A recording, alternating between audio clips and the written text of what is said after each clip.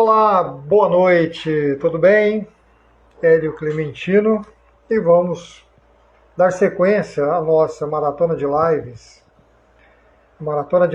para a família brasileira, discutindo o coronavírus sob óticas. Nossa pretensão não é um debate sobre a doença, não é um debate sobre cientistas ou sobre coisas do tipo. A nossa maratona de lives, ela tem servido para que pessoas comuns, como eu e você, possamos discutir o assunto sob óticas diferentes. De maneira que você possa participar fazendo perguntas. E hoje nós teremos um convidado que é um amigo, uma pessoa bastante querida. Ele já vai entrar e nós já estaremos logo dando início, só esperando ele acessar aqui para que a gente possa começar as nossas lives. Então, nós tivemos duas lives aí, uma na segunda-feira com o pastor Judenor, que foi uma live riquíssima, foi muito interessante, muito bom.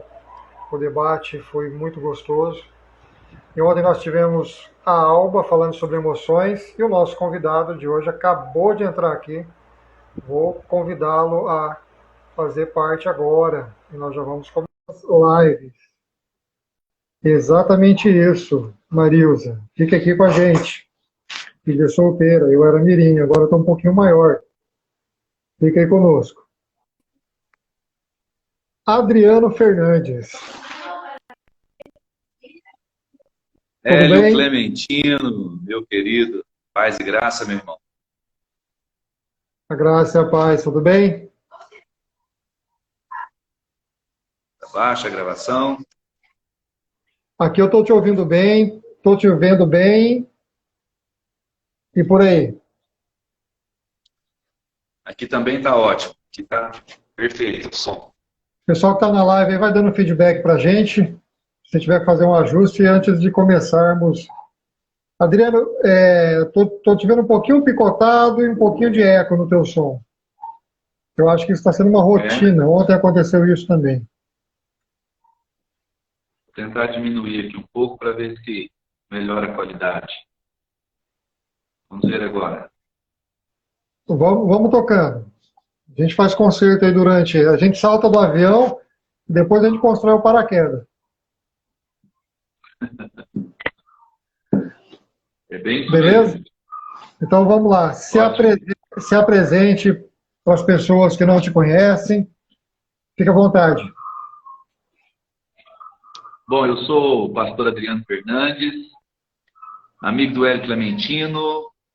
Já há alguns anos nós trabalhamos juntos na Prefeitura Municipal de Tangará da Serra, por onde eu residi durante 7, 8 anos da minha vida. Hoje eu sou pastor na Assembleia de Deus Ministério Adesã, em Brasília. Estamos aqui presidindo um campo com 32 igrejas e na obra do Senhor. Minha formação sou bacharel em teologia, bacharel em administração, licenciado em pedagogia, meu curso de teologia com ênfase em filosofia e pós-graduado em educação e história do Brasil.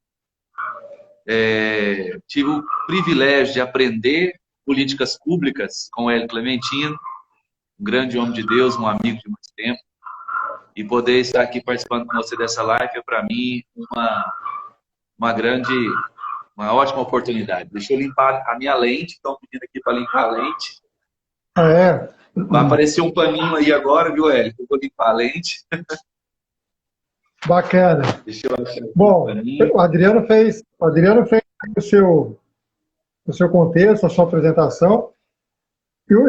Enquanto ele se organiza lá, o propósito da nossa live hoje, como o título principal desta maratona de lives, que vai até domingo da outra semana, até o dia 12, é a discussão sobre esse contexto do coronavírus sob óticas diferentes. Nós não vamos discutir o vírus, a doença, como diversos debates estão acontecendo por aí. nós olharemos para esse momento, que é um momento diferente, talvez um momento único na história da humanidade contemporânea. Talvez seja um momento que nós não tenhamos experimentado em outra época da humanidade. E por isso que a composição dessa maratona de lives traz pessoas para que possam dar os seus olhares sobre este momento. Então, na segunda, nós tivemos o pastor Judenor, foi muito interessante a live da segunda. Ontem a Alba falou sobre a questão das emoções, como é que a gente tem que gerir as emoções nesse momento. E o Adriano hoje, com essa bagagem aí, que ele tem, um currículo extenso, eu teve que desenrolar o pergaminho para poder falar da sua formação. E aí eu gostaria de pedir para quem está na live explorar a capacidade e o conhecimento do Adriano para a gente sair daqui com um debate muito bem afinado, como foi o debate. Jolimar, você pode começar a fazer perguntas aí, Jolimar. Como foi o debate da segunda-feira? Adriano, te devolvo a palavra aí para você começar a discorrer como é que você está vendo esse momento, ótica pessoal, ótica bíblica, e aí a gente vai abrindo o contexto. Vamos lá. Hélio, para começar a gente introduzir esse assunto aí sobre essa situação nova que nós estamos vivendo, uma situação nova, né? Em cidades como Tangará da Serra, aí onde você está, um toque de recolher às 20 horas, tantas outras cidades no Brasil também, com toque de recolher. Então é uma situação nova que acho que é a primeira vez que a minha geração está passando por isso, está vivendo isso. Igrejas fechadas, eu sirvo ao Senhor, já estou no Evangelho há 25 anos, e é a primeira vez que eu vejo determinação governamental para se fechar as igrejas e não ter reuniões. Então, assim, é uma situação nova para nós pastores dessa geração. Eu estou com os meninos aqui fazendo uma arruaça ali. Tenta não. Entende? Fica à vontade, Adriano. E uma situação nova que todos nós estamos experimentando pela primeira vez. Mas de uma coisa eu posso dizer, eu não me sinto surpreso com nada do que vem acontecer.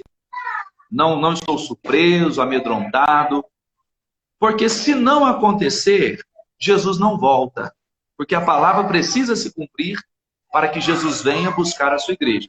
Então, esse é o meu primeiro pensamento diante de tudo isso que está acontecendo.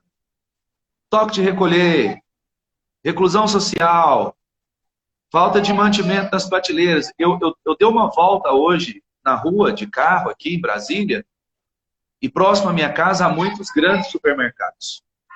Supermercados 24 horas, atacadões. Tá uma loucura, tá tudo cheio, tudo lotado. Tá uma loucura. E é uma situação nova para todos nós, mas não pode ser uma situação de surpresa para quem já conhece o Evangelho. Porque nós deveríamos já esperar que essas coisas viessem a acontecer, preparando o caminho para a volta de Jesus, assim como o período intertestamentário ou o período interbíblico serviu para preparar o caminho para o nascimento de Jesus. O princípio das dores é para preparar o caminho para a volta de Jesus. Então não há surpresa nisso para nós que servimos a Deus e conhecemos o Evangelho. Perfeito. Está com você. O pessoal está na live aí. Bezerra acabou de entrar aqui. Um abraço, Bezerra. O pessoal que está na live. Um abraço, Bezerra, meu querido. Bezerra, colega nosso de prefeitura, secretário também. Grande amigo. O pessoal que está na live, a tônica da discussão de hoje ela está um pouco diferente do que foi na segunda-feira. Então, nós temos aqui assistindo, Adriano, temos pastores e muitos outros cristãos. Então, eu gostaria de pedir para que vocês fossem perguntando. Eu coloquei um questionário hoje, eu vou selecionar uma pergunta aqui. Enquanto, Adriano, as pessoas se organizam, eu fiz uma pergunta hoje sobre se esse evento ia fortalecer ou não a fé dos cristãos. Aí tem uma resposta que eu joguei aí na tela, tá aí. Acredito que haverá um fortalecimento para quem realmente tem fé. A pergunta foi feita assim: esse evento de fechar as igrejas, as portas da igreja, porque nós estamos falando de igreja física, nós não estamos falando da igreja invisível. A pergunta foi para a igreja visível, a igreja física. Se esse evento de fechar as portas fortaleceria ou não a fé dos cristãos. E aí selecionei uma resposta aqui, e a pessoa disse que ela acredita que haverá um fortalecimento para quem tem fé. Como é que você vê esse momento? Bom, eu penso exatamente como essa pessoa. Olhe bem, Hélio, situações. No culto na minha igreja, nós reunimos aproximadamente 250 pessoas por domingo. Na semana, um pouco menos, porque aqui em Brasília você tem dificuldade de deslocamento, distância, trânsito. Mas aos domingos a gente reúne aqui aproximadamente 250 pessoas no nosso culto aos domingos. No domingo passado, nós transmitimos o culto pelo Facebook e ele rapidamente deu 5.000 visualizações. Rapidamente. As pessoas, de certa forma, despertaram um pouco mais para atentar à palavra de Deus, o que os pastores estão dizendo, o que a palavra de Deus está dizendo, né? O que os homens de Deus estão dizendo. As pessoas estão se apegando um pouco mais a Deus. Só que a questão é essa: fechar as igrejas, impedir as reuniões, vai fortalecer a fé dos cristãos ou não? Para muitos que já estão no Senhor, vai fortalecer. Porque isso veio para alertar ele para a oração, veio alertar a ele que Jesus está às portas. Isso veio agregar famílias ao redor da mesa, famílias orando para comer, famílias orando para assistir a live do culto. Então isso vai fortalecer muitas famílias, e eu tenho dito para os nossos irmãos que agora é o momento de nós sermos igreja fora das quatro paredes. Esse é o momento da igreja voltar a orar em casa, fazer cultos domésticos, sair do comodismo. Para aqueles que são desigrejados, para aqueles que são meros frequentadores, pingadores de igreja, o momento é ruim. O momento é ruim. Mas eu acredito que para uma boa parte, a experiência que eu tenho tido aqui com o meu povo, com as ovelhas da minha igreja, a experiência que eu tenho tido é que eles estão fortalecidos, estão orando. A gente mantém contato pelos grupos, pelas lives, e assim, a igreja está se fortalecendo, né, em meio a toda essa turbulência, porque quem serve ao Senhor e conhece a palavra de Deus, está entendendo que o Senhor quer mudança em nossas vidas, que o Senhor quer mudança na igreja, que Ele quer mudança em nossas vidas. E a igreja, depois que passar tudo isso, não será mais a mesma. Não pode mais ser a mesma. Tem a pergunta do Elton Bezerra. Adriano, é tempo de mudança para a família? Filhos voltarão a dar valor aos pais? É tempo de mudança para as famílias. Bezerra, imagina só, eu conheço você, parte da sua família, e sei que você é uma pessoa que dá muito valor à família. Mas, nesse momento, a sua preocupação e a sua ligação com seus pais aumentou ou ficou estagnada? Obviamente que aumentou. Obviamente que nós nos preocupamos mais, que nós ligamos mais, que nós conversamos mais. Bezerra, eu tenho duas irmãs mais velhas do que eu que moram na Europa. Uma mora na Itália. Ela, seu esposo e o meu sobrinho. A outra, minha irmã, mora em Londres. Então, são dois lugares onde a pandemia está estourando, na Itália principalmente. E você sabe que nesses dias eu tenho falado com elas diariamente, a saudade aumenta, a fraternidade nossa aumentou, o medo de não poder nos ver, de não nos abraçar nunca mais. Então, isso aproximou os pais dos filhos, aproximaram os irmãos, aproximaram a parentela, né? Deus está nos alertando, Deus está dizendo para nós vivermos melhor na presença dele e principalmente em família. Maravilha. Tem uma outra pergunta aqui do Julimar. Vocês acreditam que esse momento é para que a igreja sem paredes exista de verdade? Bom, Julimar, né? Julimar, é o que eu falei na pergunta anterior. Eu tenho pregado isso aqui na minha igreja, tenho pregado isso aqui, não só agora nesse período de pandemia, mas eu tenho dito isso muito nas nossas reuniões. Nós precisamos fazer a diferença fora da igreja. É ser igreja fora das quatro paredes. Então é hora da igreja se fortalecer.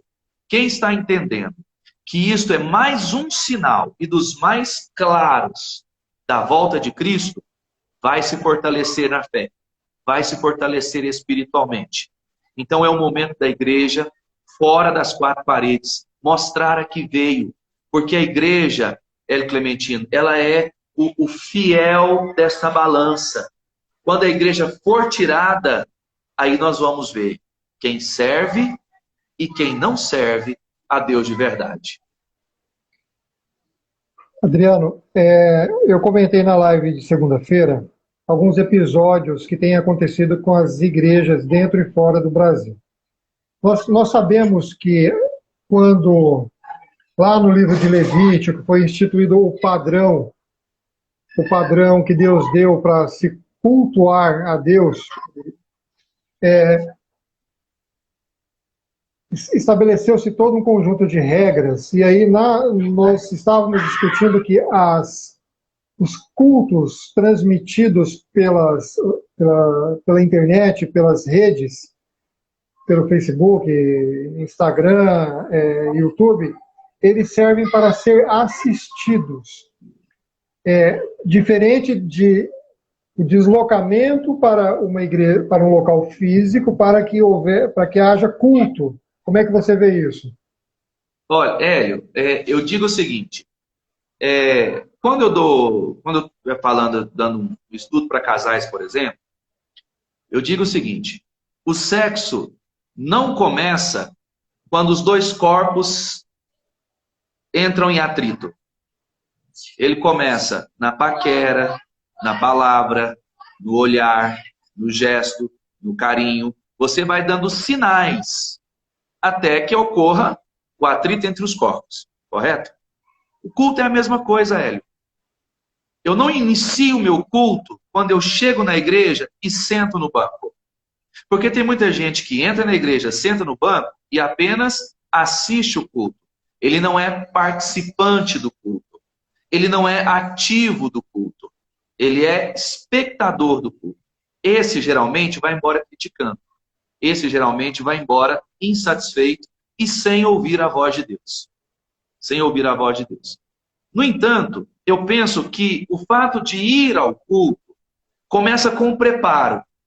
De que maneira você se veste para ir ao culto? Com que intenção, com que propósito do coração você sai de casa para ir ao culto? Então, tudo isso faz parte da preparação para que quando você chegue no templo, você ofereça ao Senhor um culto de qualidade. Certo? Assistir o culto em casa, pelo computador, pelo smartphone, numa live, eu tenho dito aos nossos irmãos o seguinte, reúna a família. Sempre no início da live eu digo, reúna a família, chame os filhos, chame a esposa, o marido, sente ao redor do tablet, do notebook e participem do culto. Eu peço aos irmãos aí na sua casa, levante a mão, adore o Senhor com essa palavra, cante junto, para que ele não seja apenas um espectador, mas mesmo à distância, com toda a tecnologia agora que nos permite isso, ele ser participante, ele usar aquele momento para apresentar ao Senhor um culto, para apresentar ao Senhor uma adoração, mesmo sendo uma interação via internet, mesmo sendo uma interação virtual, mas que ele possa apresentar a Deus o seu culto naquele período em que a live estiver sendo transmitida. E não apenas assistir, mas que ele possa ser edificado e assim apresentar em casa também o seu momento de culto. Maravilha. Deixa eu ver se tem mais alguma pergunta aqui. Eu recebi vídeos, Adriano, você deve ter também recebido de outros lugares, e eu citei como exemplo na segunda-feira, vídeos que eu recebi de países africanos, que, em tese, segundo alguns cientistas, em razão do calor, são países que não terão a propagação do vírus pelo ar com tanta facilidade em razão do calor. Porque alguns cientistas dizem que o vírus ele gosta de ambiente mais frio, para ele ter uma chance de vida maior. Mas eu disse que a gente não vai discutir nesse contexto. Mas o que eu estou querendo dizer? Eu vi vídeo do Zimbábue, as pessoas saindo do culto, a polícia esperando para o lado de fora, e desceu a borracha em todo mundo que estava saindo de dentro da igreja. Era homem, era criança, era adulto, etc. Todos estavam apanhando ao sair da igreja. Na Tanzânia, o presidente tomou uma postura contrária. Não. As igrejas não vão fechar. Porque nem o mal pode chegar à tenda do cristão. Então as igrejas não vão fechar. Então o presidente da Tanzânia tomou uma postura diferente. Hoje, conversando com um pastor de Moçambique, lá adotou-se o lockdown como muitos países estão adotando. Fechou-se fronteiras, o culto está proibido, as reuniões estão proibidas, pastores que estavam, mesmo antes do decreto do presidente daquele país, que aconteceu acho que ontem ou hoje, pastores já foram recolhidos e presos porque estavam reunidos cultuando. E você disse que você tem parentes em outros países e você tem contato com pastores que são missionários. Que informação que você tem do comportamento fora do Brasil ou dentro do Brasil que a gente possa comentar aqui, em razão desse contexto de lockdown e de recolher as pessoas em suas casas? Hélio, eu vi uma postagem num grupo de uma secretaria de missões que eu participo, de um grupo de crianças, uma postagem, um vídeo de um grupo de crianças em Moçambique, na África, com as mãos estendidas, orando, um grupo de crianças, eram muitas crianças, elas estavam com as mãos estendidas em direção ao mapa mundi que estava na parede. O mapa mundi estava na parede, assim, num quadro, numa lousa, e as crianças com as mãos estendidas e muitas delas tocando as suas mãos naquele quadro, naquele mapa mundi, orando pelas nações que estavam sendo acometidas desse mal. E interessante é que em Moçambique não havia casos. Não sei se nos últimos 3 dias apareceu algum caso de corona em Moçambique. 5 casos. 5 casos. Mas até então, mas de pessoas eu tive o cuidado. Que eram de fora, moçambicanos que estavam fora e voltaram para o país. E voltaram. Mas até então, quando eu vi essa postagem, eu tive a curiosidade de ir na internet e procurar para ver a veracidade da notícia, e realmente não havia casos em Moçambique até então. E eles orando. A realidade do povo africano, ela é muito diferente da nossa. Primeiro, porque em boa parte da África, você predomina uma miséria social muito grande.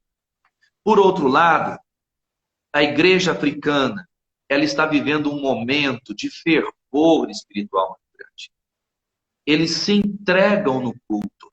Eles adoram dentro de uma atmosfera espiritual que mesmo aquelas igrejas mais conservadoras, quando assistem um culto na África, como eu já assisti a alguns cultos via internet, assim, em Moçambique, tem um missionário da Semadedera de Tangará da Serra, assistido por Tangará da Serra em Moçambique, e a gente vê aquela entrega, aquela adoração, aquele povo vivendo de condição precária, Nós, brasileiros, estamos mal acostumados. Mal acostumados. E acomodados até. E isso veio nos dar um chacoalhão. Com relação aos que estão fora, predomina o medo. Domingo eu estava conversando com o missionário Carlos. Ele foi enviado da igreja de Itangará da Serra. Foi enviado para a Espanha. Ele está em fase de adaptação. Daí uns 2 ou 3 meses que ele chegou na Espanha para iniciar um trabalho evangelístico e criar uma igreja. Ele, inclusive, já tem um salão, já se estabeleceu, já tem um salão, e agora o salão está fechado por conta dessa pandemia. Mas ele estava me dizendo que a incredulidade do povo na Espanha com relação ao evangelho é absurda, Hélio, é absurda. Os cristãos que você encontra na Espanha geralmente são latinos, americanos, brasileiros, que vieram da América do Sul e se instalaram na Espanha, porque uma minoria da população espanhola, que se diz ser cristã, não são praticantes também. Então, é um país, ele estava me explicando que é um país onde a incredulidade, e para ganhar uma alma é muito difícil, é muito grande a incredulidade. E nesses locais agora, eles estão, de certa forma, se rendendo. Uma missionária postou um vídeo também, eu pude assistir nesse grupo da Secretaria de Missões. A missionária postou um vídeo cantando na janela um louvor da harpa cristã. Quando ela terminou de cantar, os vizinhos aplaudiram, pediram mais. E ela ficou emocionada, porque ela disse que aquilo foi uma coisa inédita que ela viu na vida. O espanhol receber a palavra de Deus através de um cântico, de um louvor. Mas o momento é propício para isso. Você quer ver uma coisa? Israel, quando foi cativo para a Babilônia, quando Nabucodonosor sitiou Judá, Jerusalém, e levou o cativo para a Babilônia, os hebreus, os que não resistiram e os que não morreram pela fome e pela peste, eles escreveram o Salmo de número 136. Se não me falha a memória, o 137, eu estou com a Bíblia aqui aberta, eu posso até conferir para nós. É o Salmo, é o 137. 137. É o Salmo da saudade, é o Salmo do lamento. E eles disseram assim, às margens dos rios da Babilônia, nós nos assentávamos e chorávamos, lembrando-nos do Senhor, lembrando de Sião, lembrando das bondades de Deus, diríamos assim. E nos salgueiros, as árvores que existiam ali, penduravam as nossas armas. E quem? O incrédulo pedia que eles cantassem os cânticos de Sião. Cante para nós os cânticos de Sião, cante para nós os cânticos de Jerusalém. Quais eram os cânticos de Sião, os cânticos de Jerusalém? Eram os cânticos que eram entoados nas celebrações religiosas. E eles disseram, como, pois, entoaremos os cantos do Senhor em uma terra estranha? Então é um momento ímpar que nós estamos vivendo, onde a igreja, voltando à pergunta anterior do meu irmão, a igreja fora das 4 paredes precisa se apresentar. Precisa dizer, opa, o fiel da balança está aqui ainda. Nós estamos aqui, Deus está no controle. E orar, e falar do evangelho, e pregar para os incrédulos. E não sermos, Hélio, que uma coisa que tem me deixado bastante preocupado, é que nesses últimos dias levantaram-se os profetas do caos. Profetizando o que a Bíblia já dizia. Profetizando o que está claro em Mateus 24. Ah, Deus vai sacudir. Deus não vai sacudir, Deus está sacudindo. Já estava escrito que seria assim. Então, assim, os profetas do caos se levantaram a todo custo agora. Todos saíram da caverna. Mas glória a Deus por isso. Mas nós precisamos entender que esse momento ímpar, não pode ser surpresa para nós. Sim. Nem para nós que estamos aqui, nem para os cristãos que estão fora do Brasil, que estão em maior dificuldade do que nós. Estão passando situações piores do que a nossa. Eu quero fazer o registro aqui do meu amigo, pastor Juarez Tavares. Pastor Juarez Tavares, pode interagir conosco aí, tá bom, meu querido? Sua presença aqui muito nos enriquece. Então, eu vejo um dos colegas aqui dizendo que desistir não é uma opção. Não é uma opção desistir agora, né, querido? Agora é a hora de nós falarmos do Evangelho de Cristo. Genuíno, sem terrorismo, mas genuíno. Então, o Marcelo, que é o Desistir não é opção, que esse é o nome do nick dele, fez uma pergunta. Nesse momento, nossa oração deve ser de repreensão do mal ou de clamor de misericórdia? Olha, Marcelo, eu acredito que agora nós devemos clamar a Deus por misericórdia e acreditar no que a palavra de Deus diz. Presta atenção numa coisa. Eu vi um vídeo hoje que eu concordei em partes e discordei em outras partes. O vídeo dizia que isso que está vindo é um castigo de Deus, porque o carnaval brasileiro esculhambaram com Jesus e apresentaram um Jesus transexual. Não. Então, vamos pôr um pingo nos i. O que está acontecendo agora não é castigo de Deus, é cumprimento da palavra de Deus. O Senhor está cumprindo a palavra dele. Já nos dizia isso. A outra parte do vídeo, que vem uma parte interessante, que eu concordei até, que dizia o seguinte: o Brasil colocou, Deus mostrou ao mundo um pouquinho do seu poder. Um simples vírus que vem sofrendo mutações desde 1985. Esse vírus vem sendo acompanhado e sofrendo mutações e achou hospedaria no ser humano, que até então o ser humano não era hospedeiro desse vírus, certo? Mas Deus foi permitindo ao longo do tempo, Deus foi se aborrecendo, Deus foi acumulando a sua ira, e agora ele solta um pouco dessa ira como cumprimento da sua palavra. Ele está cumprindo a sua palavra. Então não é espanto para nós cristãos. Não pode ser.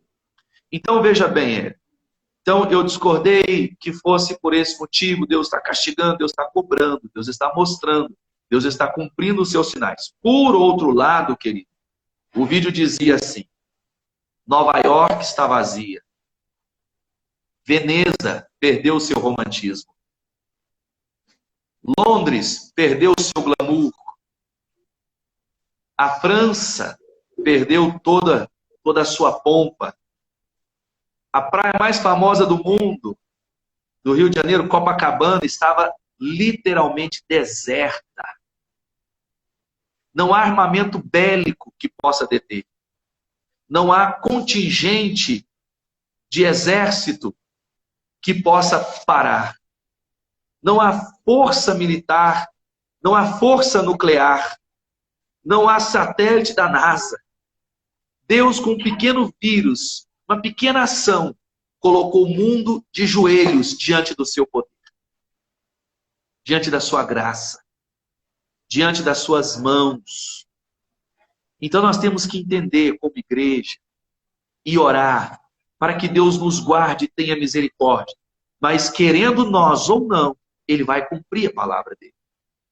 Nós já passamos pela peste bubônica, nós já passamos pela peste negra, nós já passamos pela H1N1, pelas gripes de todos os tipos, suínas, bovinas, equinas e tudo que já apareceu.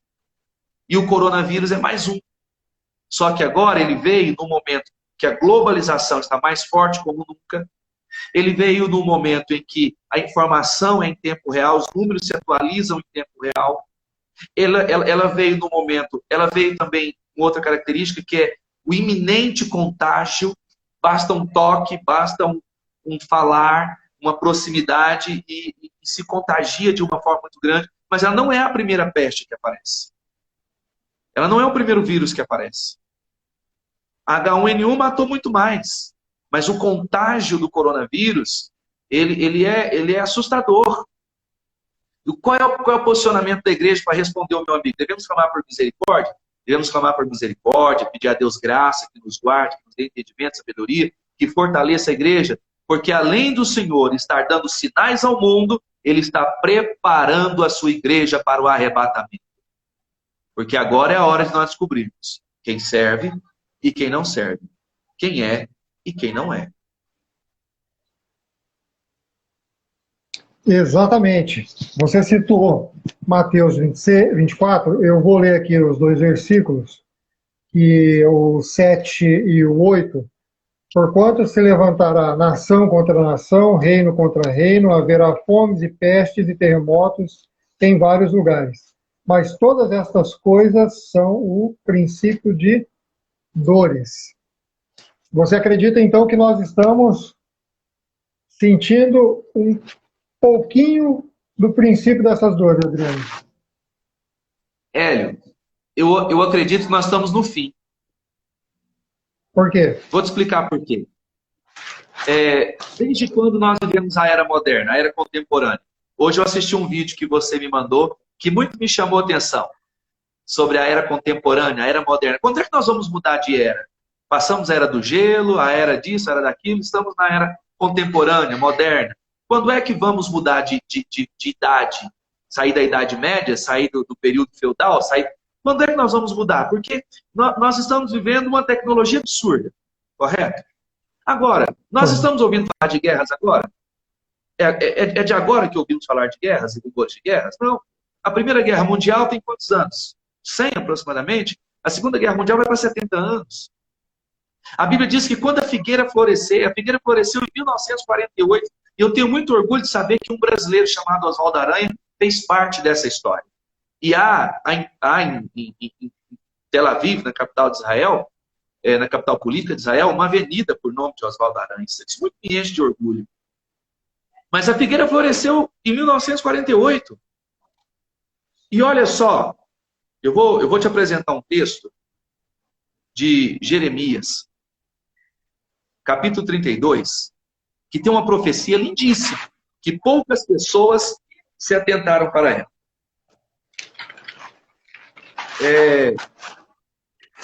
Eu vou contextualizar bem rapidinho, para que nós possamos entender que quando a Bíblia diz que esse era o princípio das dores, o que eu quero dizer é que esse princípio já faz décadas. Já tem décadas e décadas e décadas que nós estamos vivendo guerras, pestes, rumor de guerras, terremotos, maremotos, pandemias, epidemias, pais contra filhos, filhos contra pais. E o texto lá de Mateus também vai dizer que assim como foi nos dias de Noé, assim também será a vinda do Filho do Homem, que nos dias de Noé comia, bebia, casava, sentava-se em casamento. Olha, isso é novidade para nós hoje? Não. Isso é novidade? Hoje está ficando difícil dizer que é hétero.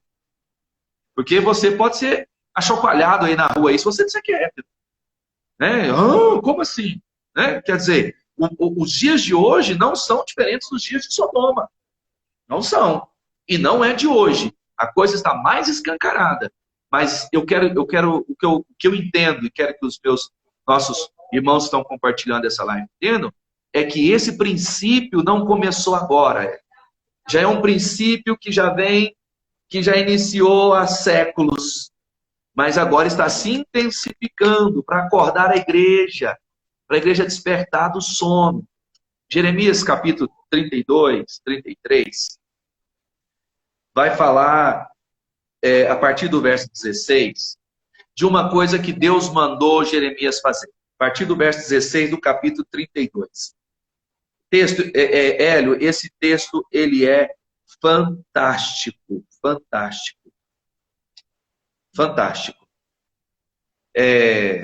A partir do verso 16, Jeremias vai orar ao Senhor, porque ele estava recluso no pátio da guarda, e Deus tinha mandado Jeremias comprar um campo em Anatote, um campo que pertenceu à sua família no passado. Estava hipotecado para os seus parentes. Deus mandou ele comprar aquele campo, mesmo Jerusalém sitiada por Nabucodonosor. Então, que valor tem um campo que está invadido? Que valor tem uma terra que está invadida, se ele mesmo havia profetizado a invasão? Se ele mesmo havia profetizado o cativeiro? Mas ele, por obediência, comprou. Comprou, lavrou a escritura, chamou o escrivão Baruque, chamou testemunhas para verem o ato de compra e venda, fez tudo conforme mandava as leis e conforme Deus orientou. Só que a partir do verso 16, ele vai orar a Deus. Depois de ter obedecido ao Senhor, ele vai orar a Deus, porque ele não entendeu o que Deus mandou ele fazer. Interessante, né? Ele primeiro obedeceu, para depois ele questionar.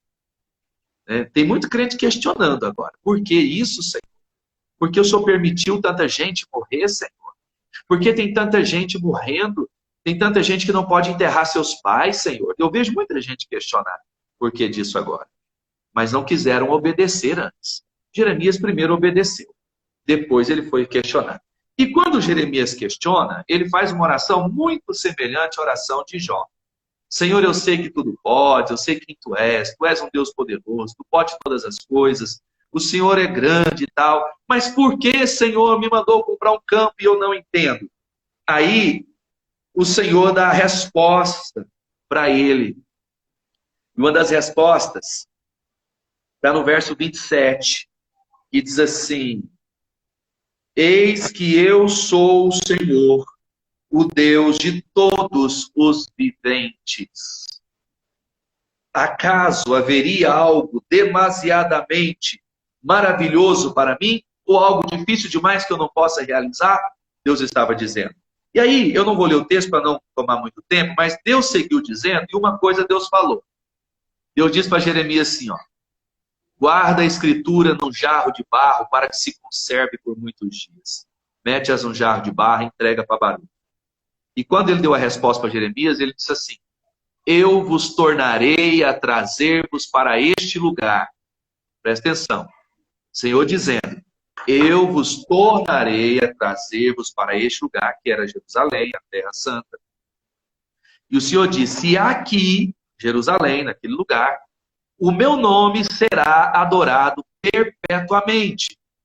E aqui se comprarão casas, campos e vinhas.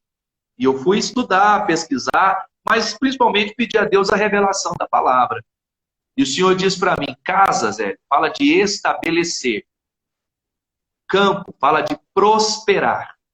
E vinha fala de alegria. Vinho novo, alegria. Então Deus ia estabelecer, Deus ia prosperar e Deus ia devolver a eles a alegria.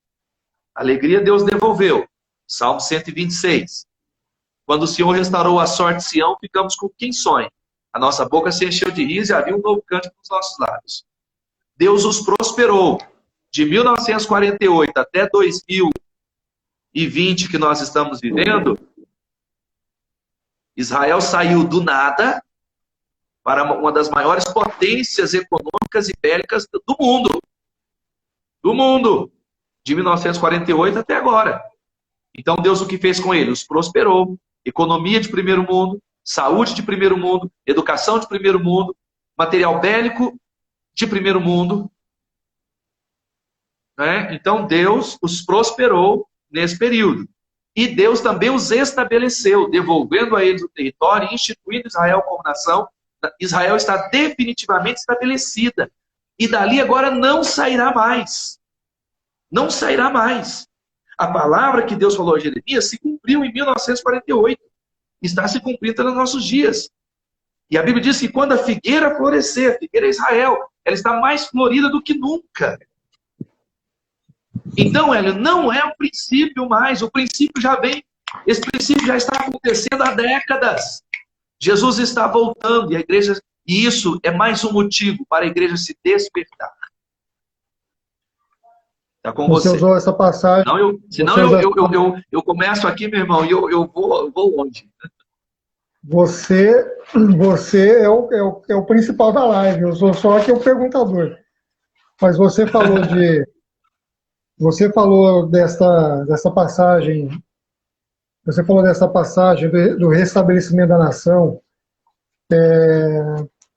Tendo Oswaldo Aranha. Aí eu lembrei de Apocalipse 17. Só que essa daqui é difícil para a gente puxar ela agora. Porque ela também traz uma referência sobre esta data. A partir da Constituição ou do renascimento de Israel como nação. Mas eu não vou entrar nessa discussão aqui, que ela vai longe. Porque ela tem aqui uma profecia que ela pode bagunçar a conversa aqui. Mas vamos deixar ela de lado. Mas quem está assistindo, que quiser depois apreciar, Apocalipse 17, que há uma referência também sobre esse mesmo momento que o Adriano citou. Mas vamos lá, o pessoal que está na live aí,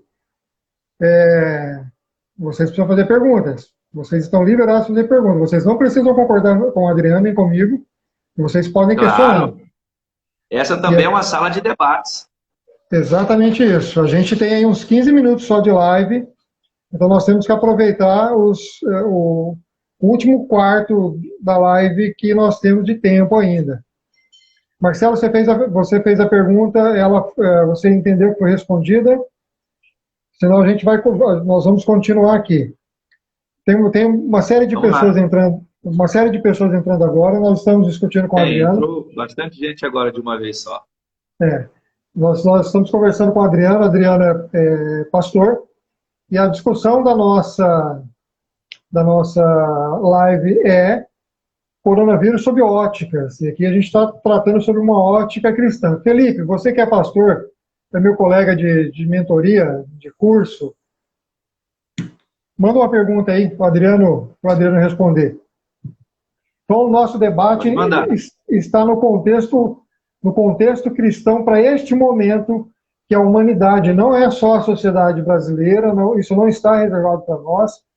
Eu não sei, Adriano, se você ouviu um áudio, eu acho que eu te mandei, era um áudio de quase meia hora, que fazia um pensamento, por que a China, por que a Itália, por que a França, por que Estados Unidos?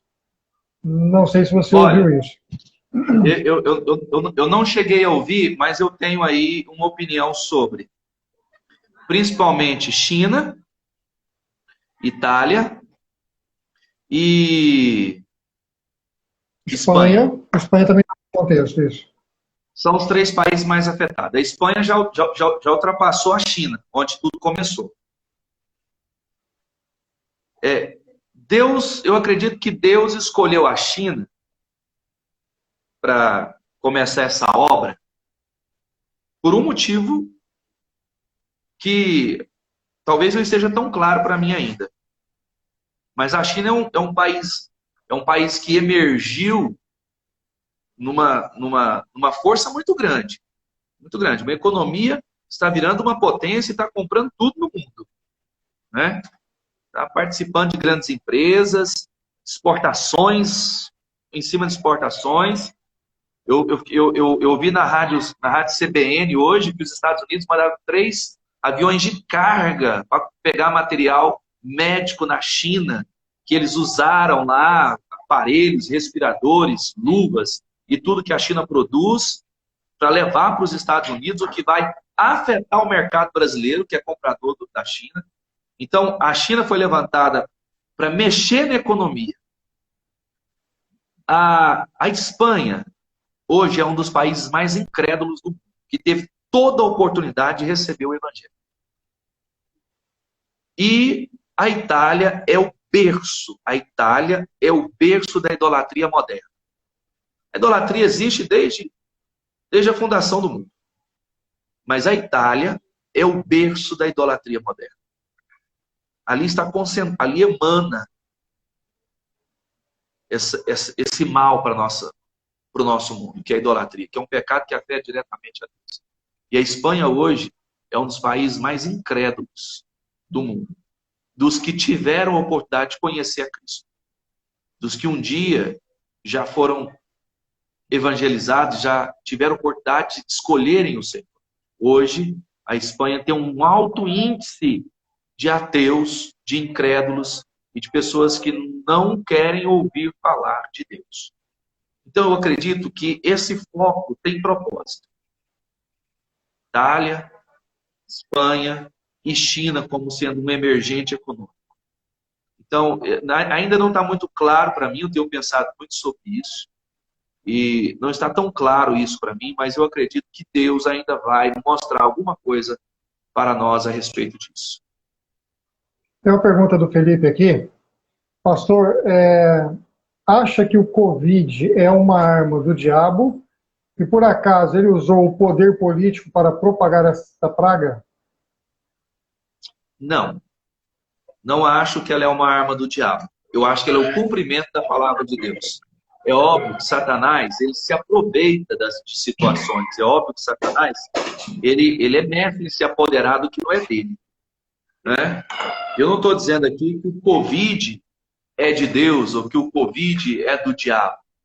mas é uma permissão de Deus. Ele está mexendo com o mundo, ele está mexendo com a vida de todo mundo, inclusive com a igreja, né? Mas é uma permissão divina, é cumprimento da palavra de Deus. Então, Deus pode ter permitido e Satanás estar se aproveitando, é claro, ceifando vidas e isso, aquilo, aquilo outro. Mas, acima de tudo, Felipe, precisamos entender que o que está acontecendo no mundo hoje é o cumprimento da palavra de Deus. Deus está cumprindo a sua palavra, Deus está nos alertando, Deus está sacudindo a figueira, né, para dizer que o seu filho está voltando, que o seu filho está às portas. Certo? Maravilha. Sobre a Espanha... Ele concordou aí que é uma permissão de Deus, viu, Hélio? Diz que concorda. Sim. Maravilha, meu. Felipe, você é pastor?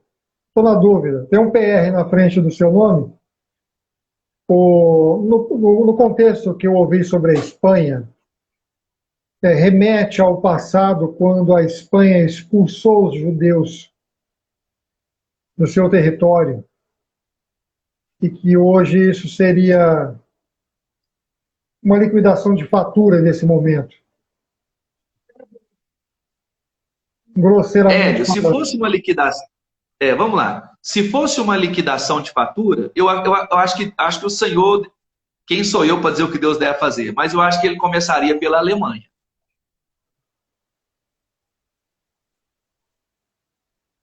Certo. Agora, tem um texto bíblico nos evangelhos, diz assim: estive nu, não me visitaste. Tive fome, não me deste comer. Tive frio, não me vestiste. Lembra esse texto? Esse texto, ele tem um contexto escatológico, coisa que as pessoas não se atentam, mas ele tem um contexto escatológico.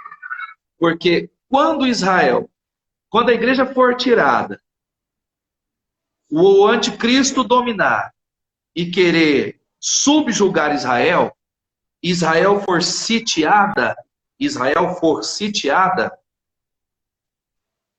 a Bíblia diz que aqueles que estiverem ao lado de Israel e aqueles que estiverem em apoio a Israel serão livres. Mas aqueles que estiverem contra Israel, esses serão castigados. Então é óbvio que a Bíblia tem promessas para quem ama Israel. A Bíblia tem promessas para quem abraça Israel.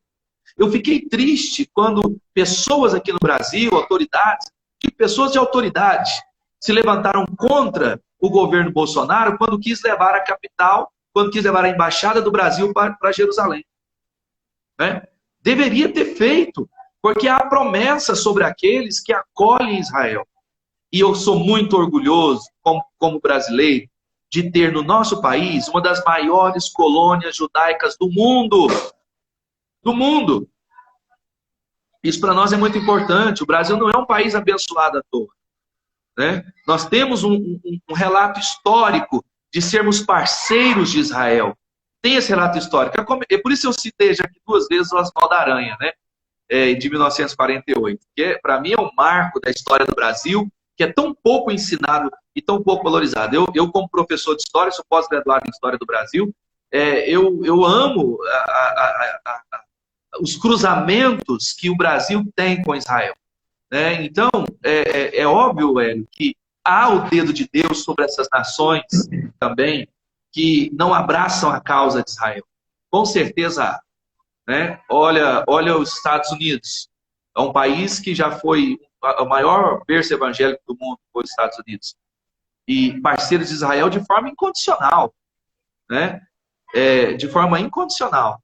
E olha a potência e a bênção que está sobre eles, sobre a vida econômica daquele povo, sobre a liderança que Estados Unidos exerce no mundo, a importância da economia americana para o mundo todo. Isso não é nada mais ou menos do que a bênção de Deus sobre a vida deles. E o Brasil precisa participar disso. Porque nós somos um país historicamente parceiro de Israel. E ai de quem se levantar contra. Porque naquele dia o Senhor virá, pousará os seus pés no Monte das Oliveiras, junto com a sua igreja. O monte se fenderá em 2 partes, e ele governará com vara de ferro. E ai das nações que estiverem contra o seu povo. Porque no momento em que todas as câmeras do mundo estiverem voltadas para Israel, que ela estiver para ser dizimada, é esse momento que o Senhor virá na sua segunda vinda. É nesse momento que ele pousará no Monte das Oliveiras, livrará Israel das mãos do anticristo e vai prender a besta. Querido, isso é profundo demais. Nós estamos fazendo parte de um momento histórico, espiritualmente falando, e a igreja não pode recuar agora, a igreja não pode se acovardar agora. Se vamos fazer culto online, vamos fazer culto online, mas vamos todos adorar, buscar, clamar, pedir graça e mostrar que a igreja, eu repito, é o fiel dessa balança. A igreja é o fiel dessa balança. Desperta, povo de Deus. Glória a Deus. O Felipe está dizendo aqui, foram os judeus que fundaram a economia dos Estados Unidos após terem sido expulsos daqui do Nordeste. Então, vamos lá. Deixa eu só deixar a referência, eu falei do capítulo 17 de Apocalipse, eu vou usar só o versículo 10. Apenas o versículo 10. Em razão do contexto que você falou do graça-aranha. O versículo 10 do capítulo 17 diz assim: e são também 7 reis, 5 já caíram e um existe, outro ainda não é vindo, e quando vier convém que dure pouco tempo. Então, aqui, no desenrolar do capítulo, quem estuda essa profecia, uma das interpretações, é que esta contagem, ela deu-se a partir do momento em que se devolveu a Israel como nação. Israel voltou a ser nação a partir de 1945 com Oswaldo Aranha, que essa contagem se deu até ali. Então aqui diz que são também 7 reis, 5 já caíram, existe, outro ainda não é vindo. E este contexto aqui estaria desenhando um momento que nós estamos muito próximos de presenciar o cumprimento desta profecia em Apocalipse 17. Adriano, nós temos aí no máximo 3 minutos de live. A gente está indo para encerramento. Passa muito rápido, 1 hora passa muito rápido. Quando tem conteúdo, interação e discussão, vai muito rápido. Muito rápido. Então, eu vou passar para você a palavra para você fazer o encerramento e vou te pedir também para fazer uma oração, já que falta pouquinho para a gente encerrar. Então, vamos lá. Dentro do assunto que nós discutimos, o assunto propostos, o coronavírus sobre óticas, a minha ótica e o que eu tentei transmitir aos nossos participantes aqui dessa live, que Deus abençoe a vida de todos vocês, e muitas pessoas amigas aqui entrando, é de que Deus, assim como usou o período intertestamentário, o período interbíblico, para o nascimento de Jesus, Ele está também agora preparando a igreja para o arrebatamento. O que está acontecendo hoje é permissão de Deus. É o cumprimento da palavra de Deus e nós não temos que ficar atemorizados e nem assustados. Porque isso tem que nos dar esperança de que a volta de Jesus está ainda mais próxima, iminente, como nunca esteve, com os sinais se cumprindo. Então, servos do Senhor, crentes em Cristo Jesus, não temam, não se atemorizem, consagrem as vossas vidas, reúnam as vossas famílias, fortaleçam-se no Senhor. Vamos aprender a ser igreja de verdade. Nós estamos reclusos, não estamos escondidos. Nós estamos com a nossa vida social restrita por causa dos decretos governamentais, mas não estamos proibidos. Estamos aqui para mostrar a que viemos, o que devemos fazer. O evangelho deve ser pregado agora, a família deve ser fortalecida, a palavra de Deus deve ser anunciada e Jesus está próximo. É um dos sinais maravilhosos que a nossa geração está podendo ver agora. Então, quero orar pela sua vida, quero abençoar a sua família, abençoar a sua vida, abençoar o seu lar nesse momento. Podemos, Érico? Deus. Maravilhoso Deus e eterno Pai, em nome de Jesus, seu Filho amado, que eu quero pedir, ó Pai, que venha despertar o teu povo a orar, a buscar a tua palavra e a entender que o Senhor está trabalhando e que há um propósito do Senhor em tudo isso.